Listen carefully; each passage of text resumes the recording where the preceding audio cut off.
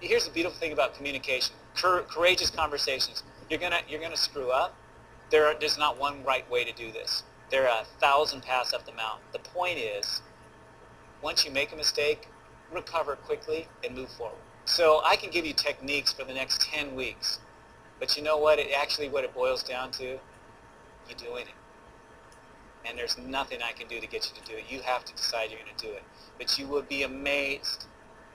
Action. Shakespeare said it better than I did. He said, action is elegance. There's no substitute for action.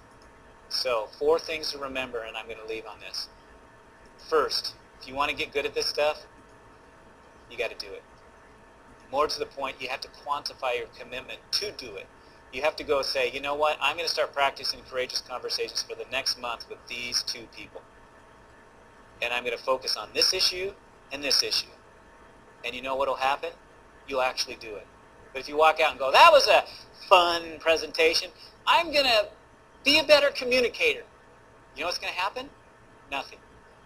You've got to quantify your commitment to use it. Second thing, persist despite getting knocked to the ground. You're going to go out there and guess what's going to happen? You're going to get slapped to the ground by somebody. You know what? And I see this all the time and people go, well, this stuff doesn't work. It works. Persist despite being knocked to the ground. The best communicators I've ever seen in my life, and I work with a number of them, are not the ones who have all the skill and knowledge, but they're the ones who, when they get knocked to the ground, they get up and go, well, that didn't work. Better try something else. And they try something else. Those are the people that are successful.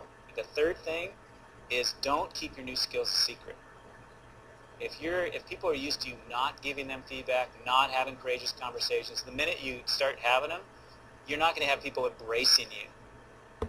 They're going to actually give you what we call in my field change-back reaction, which is human beings, above all else, love predictability.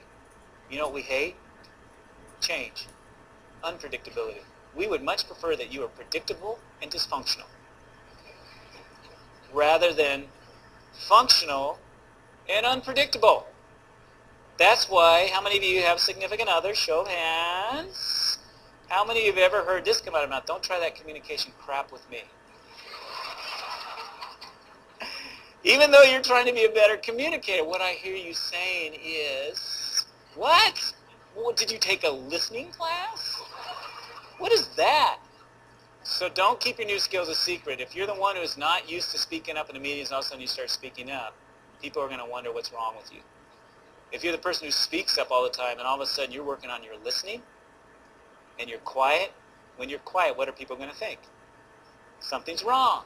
So don't keep your new skills secret. Just say, you know what, I know you're used to me not speaking up or not giving feedback, and you need to know, I took this class and I'm really going to start to try and do that because you deserve feedback for all the great things you do.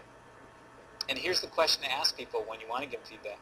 Ask them, if you were doing something that wasn't working for others, would you want to know about it? There is not one person in this company that would say, no, I don't want to know about it. I prefer to continue doing dysfunctional things.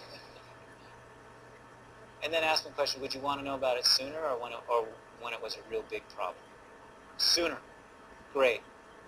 That's what I thought. Now let me tell you what I want to tell you. Okay, and the last one, the last thing I will leave you with is set yourself up for success. The last thing if this is a mountain climbing class, I've had an hour and a half with you. The last thing any of you would do is go climb Mount Everest, right?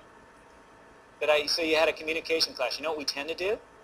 Oh, this is great stuff. I'm going to go home and try this on my mother, on my family, during the holidays.